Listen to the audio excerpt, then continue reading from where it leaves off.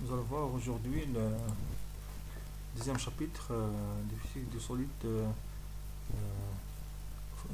1 de spécialité nanophysique à l'université du Moyen-Marais Tizi Ouzou. Structure de bande électronique, introduction au calcul des structures de bande. Introduction en physique du solide.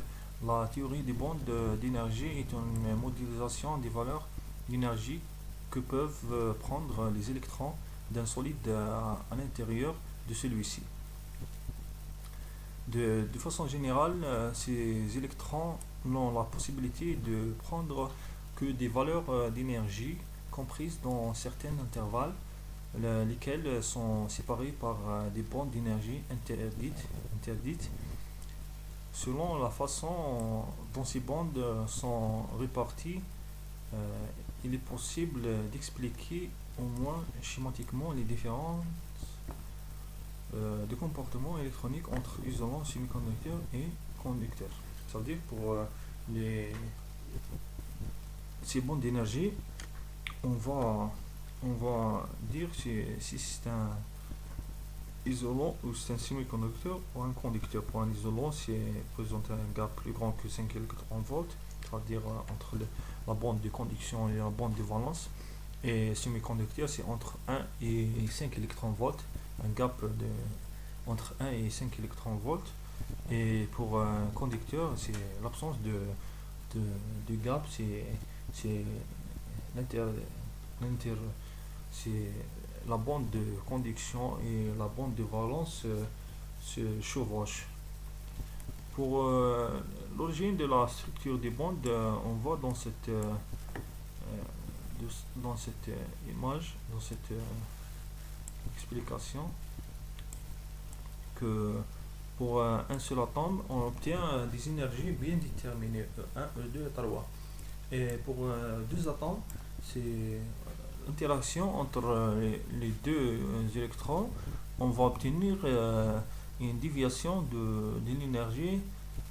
On va obtenir deux niveaux pour chaque énergie, pour chaque niveau d'énergie. Et pour un agrégat, c'est un ensemble d'atomes, on va obtenir, un ensemble de niveaux autour du niveau E1 ou E2 ou E3.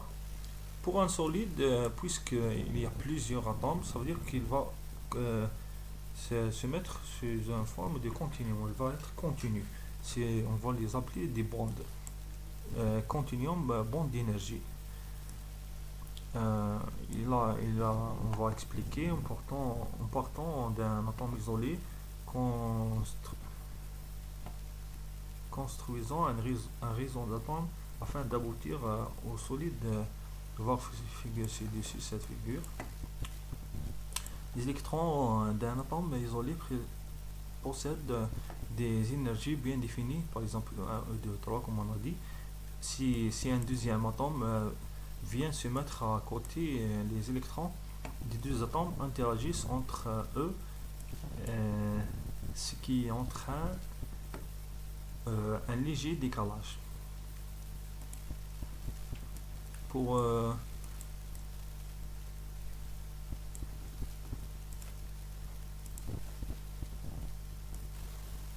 suite,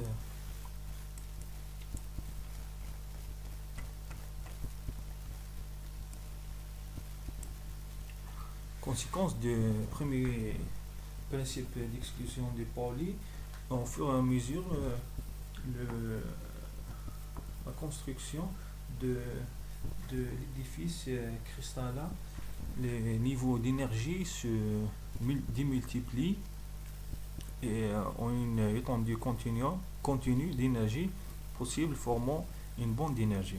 Comme on a dit sur la figure précédente, la notion de configuration électronique s'efface. Ça veut dire qu'on ne va pas, pour un solide qui représente des bandes, on va utiliser la configuration atomique, électronique, mais on va utiliser la théorie des bandes. La notion de configuration électronique s'efface pour laisser la place à la théorie des bandes d'énergie. Rappel et définition. Un réseau réciproque, le réseau réciproque du réseau d'un réseau de Bravais défini par les vecteurs A1, A2 et A3 est un réseau dont l'espace des vecteurs dans le cas construit à partir du réseau de Bravais suivant la règle ci-dessus. Sur un cristal de taille L1, L2, L3, les distances interatomiques, ah,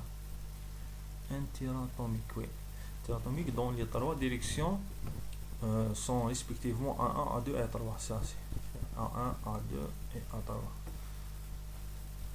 On sait que l'état d'une particule libre est souvent caractérisé par une fonction d'onde plane.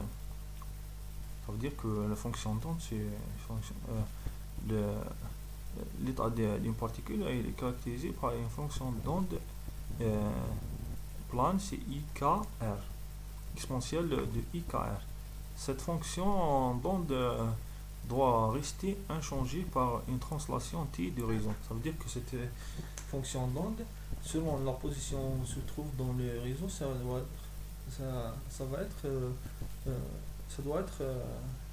doit être inchangé. La translation, c'est L1 selon A1 et L2 selon A2 et L3 selon A3. Pour un réseau cubique simple, par exemple, L1 égale A2, A égale A3 égale à N, A égale à 2 égale à 3 égale à A, le T égale à N, NLA selon I et N. Non, c'est NAI plus NAJ plus NAK. Et selon cette exponentielle IKR, c'est exponentielle IK fois R plus T. Et pour cela, on va simplifier IKR avec IKR. Il va rester IKT, et qui est égal à 1. Et puisqu'il est périodique, le IKT, celui-là, on a fait le produit scalaire entre le T et le KX, KY est plus KZ, fois le K, fois le vecteur K, produit scalaire, égal à 2πn, ça veut dire que c'est périodique, avec n entier. On va voir la page 22.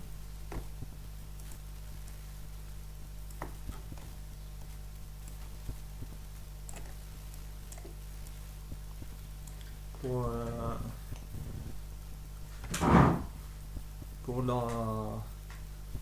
l'équation précédente, kx fois kxna plus kyna plus kzna égale à 2πn.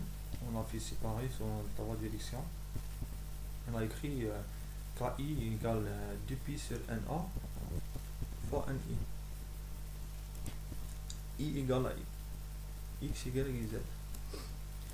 L'espace de phase K est défini par l'ensemble des valeurs permises de K, I égale x, y, z. L'ensemble des K, I égale à 2π sur na fois ni permet des valeurs assez particulières lorsque sa section place ni par ni fois n. Le n va se simplifier avec le 1. Il va rester juste 2π sur a fois ni. L'ensemble des points KI constitue le réseau réciproque construit à partir des valeurs de translation AI et 3. Vérifions AI fois produit scalaire AJ égale 2π le delta IJ. C'est-à-dire si I égale à J, delta IJ égale à 1. Si I n'égale pas à J, ça veut dire égal à 0. C'est un exemple pour mieux comprendre. Le réseau rectangulaire pour AI égale 2A, A1 égale 2A et A2 égale 3A. Ayons pour vecteur de base, c'est là, A1, A2, on va calculer le A1 étoile et A2 étoile. Dans la prochaine figure, c'est votre droit.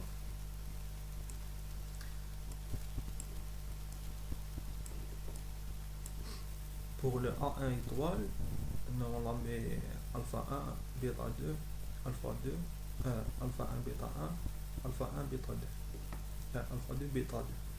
C'est, on a fait le A1, A2, et ça c'est un vecteur. A1, A2, là on a multiplié par A1 étoile. Pour mis 2, on a obtenu le 2A et 0. Ça veut dire pour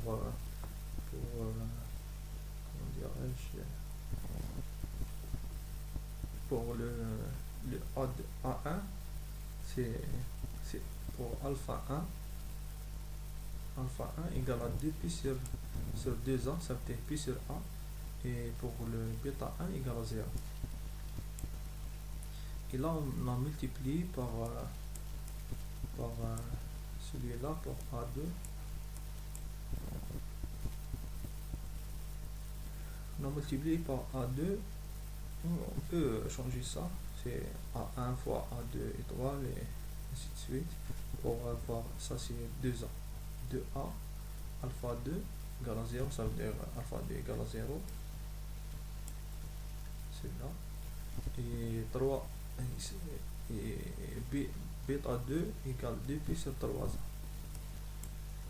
De manière générale, pour les autres réseaux, c'est A étoile égale à 2 pi sur gamma, A2 vectoriel, produit vectoriel A3, ainsi de suite pour les trois autres, avec gamma égale, c'est le volume de la maille élémentaire du réseau direct, c'est A1 fois produit scalaire de produit scalaire A2 vectoriel, produit vectoriel A3.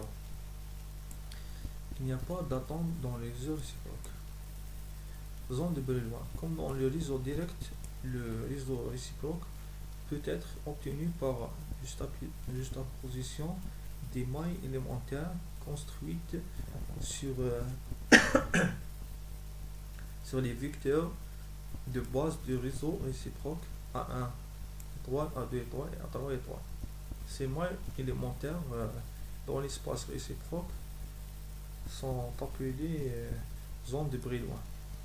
L'utilité pratique dans la définition de la zone de Brillouin est que l'étude des propriétés physiques du système se trouve restreinte uniquement à une zone. Ça veut dire que toutes les propriétés physiques du système, on peut les retrouver dans cette petite zone appelée zone de Brillouin.